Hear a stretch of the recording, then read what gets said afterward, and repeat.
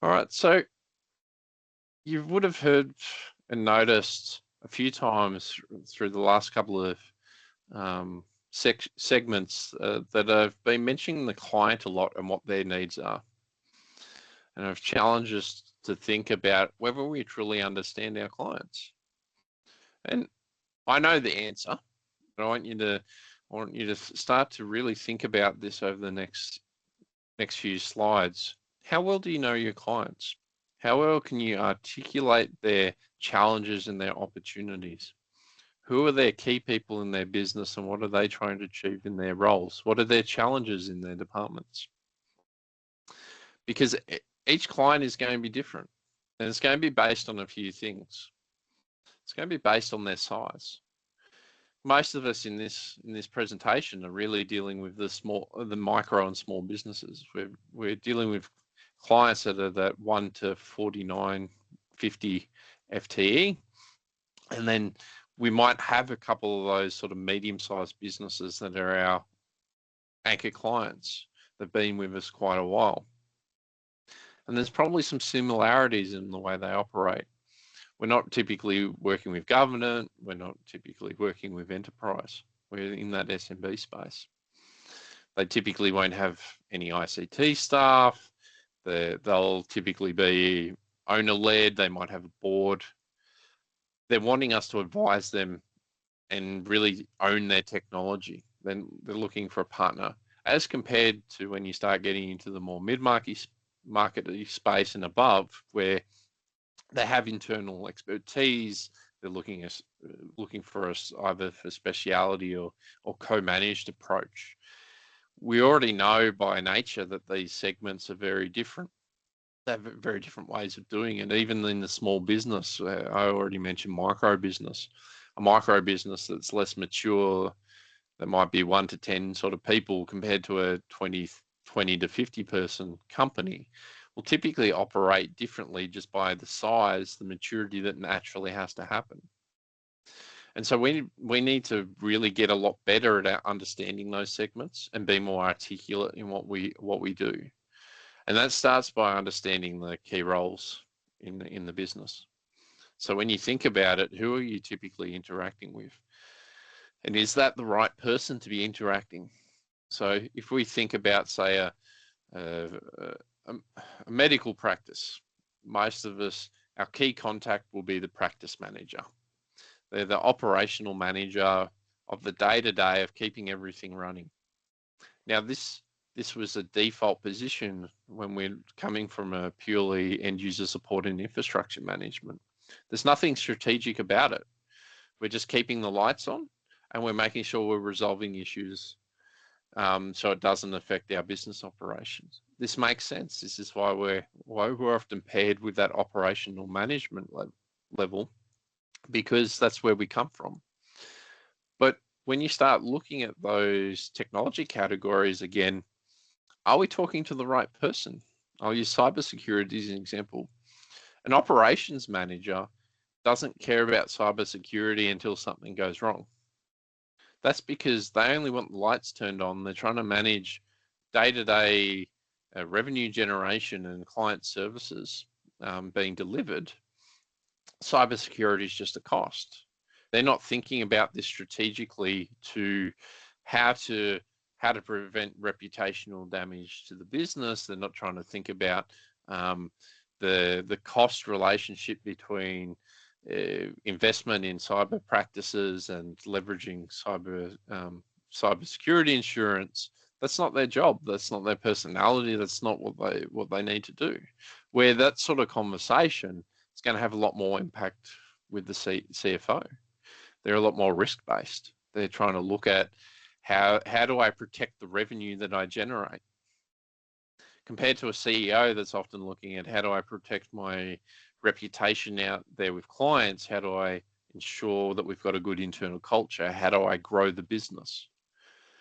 When you start breaking this down and thinking about it more holistically, apart from just us being able to better engage our clients, it means that we can start understanding the perspectives of these different people in these different roles, and how do we bring them value, whether that is whether it is in cybersecurity or the other technology areas, if we don't understand what they actually do and how they make decisions, what they need, what their challenges are, we're not going to meet them. And so here's a sort of generic list of challenges for most businesses in our space. Could almost guarantee everyone in this room is basically having all 8 problems. So are our clients. And so this is how we can start to engage with our clients. Because most of the people that I talk to, when I say go be an advisor, go talk to our clients, they struggle. They don't know what they need to do. And it's simple as asking some questions. It's as simple as going in and asking, what is your major business challenge? What is difficult on a day-to-day basis for you? Who are your clients? Who's important inside the business? How do we make money? Where do you get staff from? How do you train your staff? It's just being able to be a lot more curious and asking a whole bunch more questions. And as you do that, you can start to see trends. If we're all in the SMB space, there's going to be very consistent trends of how just in general business sizes operate. As you start to break that down into the verticals, you can start to understand vertical specific language and the consistent challenges in that space.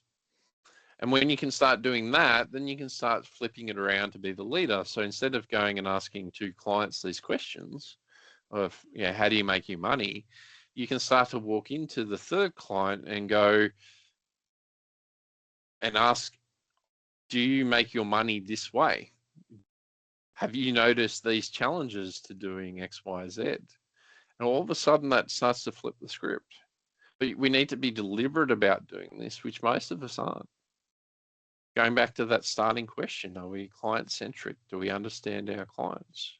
All of us talk a big game about us being a customer service industry, but we're really not. I'm going to challenge that a lot, because if you start to look at the practices that we roll out in our business, an MSP and the way that we've been told to operate is very internally focused. It's all about creating that rigid stack so we can support it well. It's about converting people from ringing in on the phone to submitting every ticket by email, so it's more efficient for us. While it has some client centricity in terms of, well, if we're more efficient, we can deliver better outcomes for our clients. We've never actually leveraged those efficiencies. Again, we're going back to, we haven't really become a proper MSP. We've put in steps that are making us further and further away from our clients, creating efficiencies for us. And it just looks like all we're trying to do is fit someone into a box so we can make more money. While that's not our intention, it's what's happened because we haven't thought about things well enough. We don't understand our clients. And using that simple example of the phones versus email versus client portal versus chat, to get service on our help desk through end user support. Everyone asked me, what's the right answer to solve this problem? And my answer is, well, what do your clients actually need? What types of businesses are they? How do they operate? How do we meet their needs in the way that they operate and make money so that we can help them? As an example, most people don't want people calling in on the phones. It is inefficient. And the way that we've done it in the past creates a very bad expectation with our clients that they can get immediate service and will drop everything to do things. But when you start to stop and think about your clients, maybe they're in hospitality, as an example. Maybe they're a duty manager on the floor. There's like 50 customers that are being served and they've got a problem. They're not going to jump in and do email. They can't. They need to be on the floor interacting with their customers. So why can't they pick up the phone, lodge a ticket, and have someone come back to them and solve the problem? What about someone like a doctor? They probably can't take phone calls at random times. They're working from appointment to appointment each day. Why don't we have a method that enables them to actually book in a time, us jump in, do what we need to do, and move on?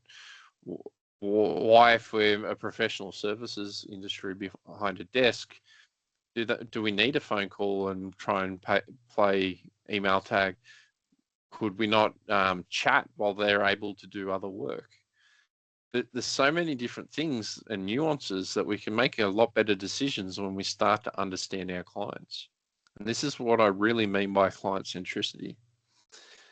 This is how we can elevate ourselves and make more money and charge premium prices, because we always talk that big game of we need to provide white glove services, but our margins are shrinking. There's price pressures on our traditional services. For us to deliver that and deliver it well, we either need to be that premium and add all this additional value and be a reason to pay that extra money, or we need to scale. We need that volume. We need to be able to automate them as much away as possible, provide generic services, and people happy be getting the generic services that they paid for, because we're able to deliver it well and consistently.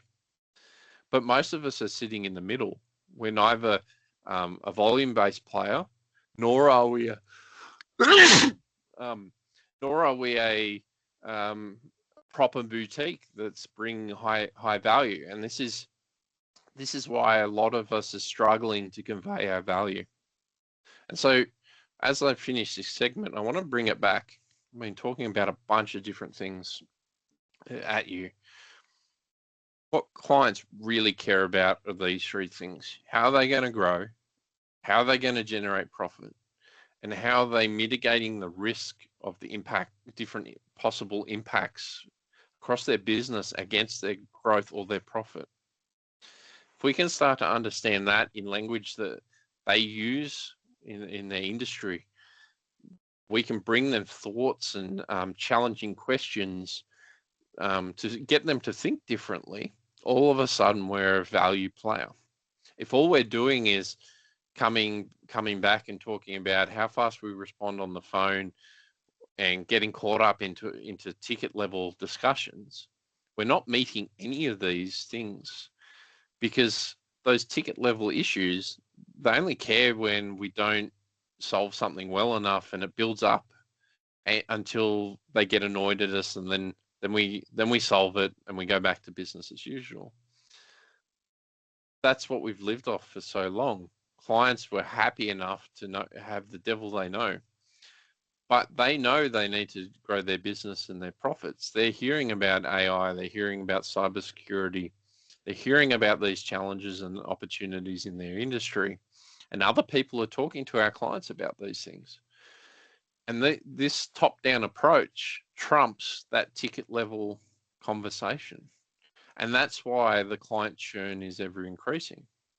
It's not because baby boomers are just exiting or people are looking for cheaper stuff. Predominantly, they're actually looking for a more mature partner. I say partner, to help them drive their businesses into the future. But most of us aren't delivering that. That's what I want to leave you to think about for a minute before I jump into the next session. Do you want to stop the recording, Viv?